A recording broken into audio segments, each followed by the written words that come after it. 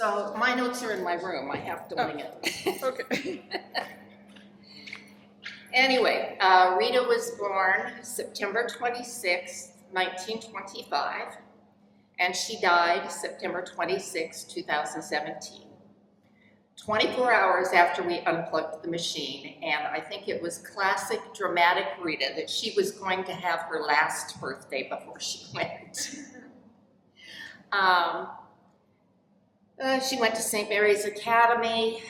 She met my dad in Corvallis while she was going to Oregon State, and he was stationed there from Indiana in the service. They met at a dance, and then they fell in love and got married. They stayed in Grass Valley for just a bit, and she got pregnant with Jane Marie, who only lived, I can't remember, it was 3 or 5 days. She had hydrocephalus. And neither my mother and father ever got over that. And then they owned Goldie's Truck Stop in the Dalles for a few years. And my dad decided he couldn't make a decent enough living in the Dalles and wanted to go back to the Midwest. And Mom agreed to go if he would let her come back here every year to see her family. So that was their deal. And that's why I knew you guys before I was a teenager, is because Mom came back every year with me. And we stayed on the ranch with Grandma Millie. Then in 1961, she finally got dispensation from the Catholic Church to divorce my father. And she was 5 months pregnant with Mark. So we made a trip in the 53 Dodge with 3 kids and Mark in the oven and came out here to Oregon. And she had 1 year of college, had a few months working for a bank, and was selling cosmetics door to door trying to support us. She did that for a while and was really proud of herself when she got a job as a receptionist for a doctor, and felt like she had really come a long ways, and she had, towards supporting us and being more stable. And she did that for a few years, and she got a job as a secretary in one of the poverty programs in the 1960s. And then an opening came up for an assistant director in that office, and she applied for that job, and she got a job as assistant director of the poverty program. And then she eventually became director. And she used to come home upset all the time because the government would tell her what she could do for the poor people, and she said, it's not what they need. She says, they tell me that I can buy a new refrigerator, but I can't help them pay their electric bill, so the refrigerator doesn't work. And she was very frustrated by that for years. And then she went on to be director of Bureau of Indian Affairs, and she met Wes in 1971, and they were married Memorial Day 71. And she moved to Hood River, and she looked around and she went, the poor people and the Indians and the fruit workers all have the same problems, and they need the same things, and the government's not doing the job. So by then she had figured out how to lobby for grant money and to solicit donations. And so she put together the Migrant and Indian Coalition to provide daycare and medical care for the Indians and the migrants in Hood River County. And so I think that was quite an accomplishment for a stay-at-home mom who did nothing but, did everything, like home-cooked meals and making all of our clothes, even knitting our sweaters, knitting our coats. Everything we had was homemade. And that's an accomplishment all by herself, but I was always very proud that she stepped up to the plate and she learned how to make a living to take care of her kids. And then she got interested in politics, and that was one of her big passions. And she lost 2 elections for the House of Representatives in Hood River, Oregon. I believe both elections she lost by less than 25 votes. But she was committed to politics, and so she stayed very active in her political party for years and years and years. And she loved her country, and she was very patriotic, and that was her passion. So that's her life story. But if I have to say the things she'd be remembered for, I used to call her the queen of excess to her face. I says, oh, Mom, you are just the queen of excess. And she goes, I'm so good at it, Joanne.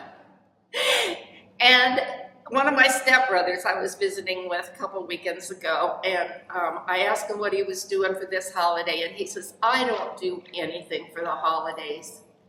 He said, your mother, who you call the queen of excess, he says, which she was, he says, but God, it made the most wonderful holidays in the world. And he says, there just isn't a holiday without Mom Rita. So she's remembered for the holidays that she not only gave every one of her children, all of our Christmases were special, no matter how poor we were. She would wrap up presents of things we needed. She would wrap up presents of my cast-offs to Cassie. She would wrap up presents of her cast-offs to me. They were always exciting, wonderful days, and they were so wonderful, even my stepbrothers don't like to celebrate without her there anymore, and I think that's a great legacy.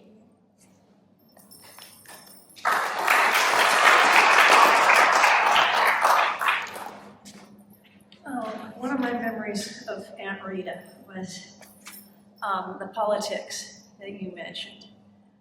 I don't remember, I might have been in college or after when she was running for representative one time.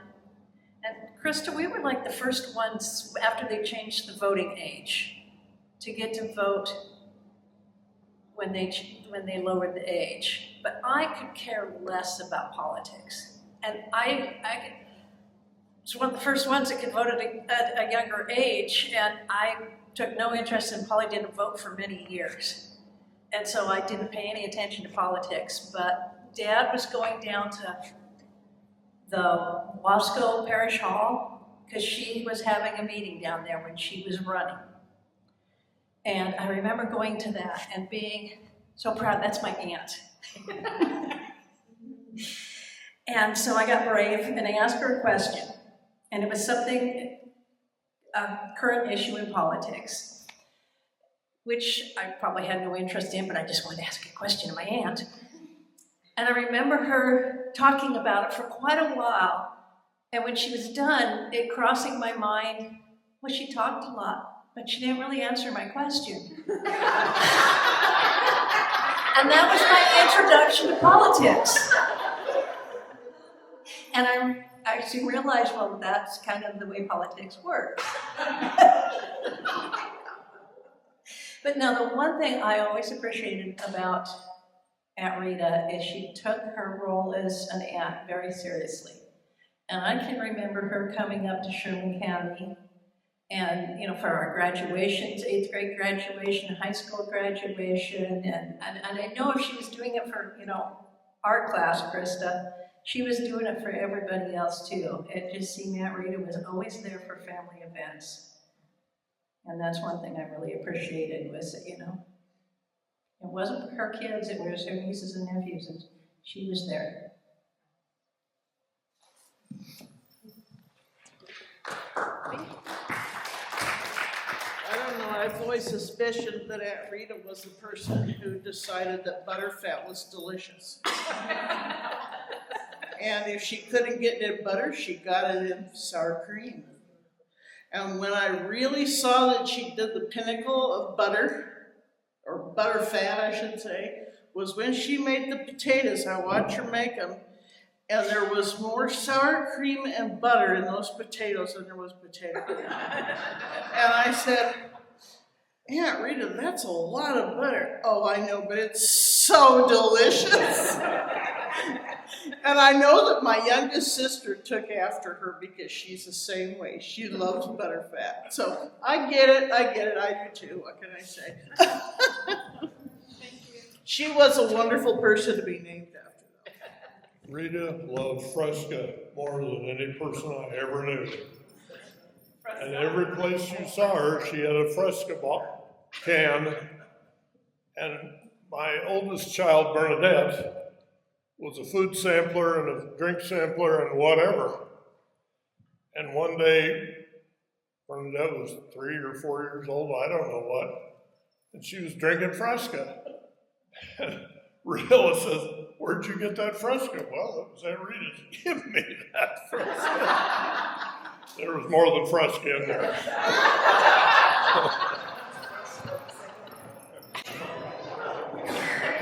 Bernie, do you have any memories of this fresca? No. Anyone else? All right, so that wraps up tonight's storytelling. Thank you so much to everyone who shared. It's really great to hear these stories. I definitely learned a lot of new things.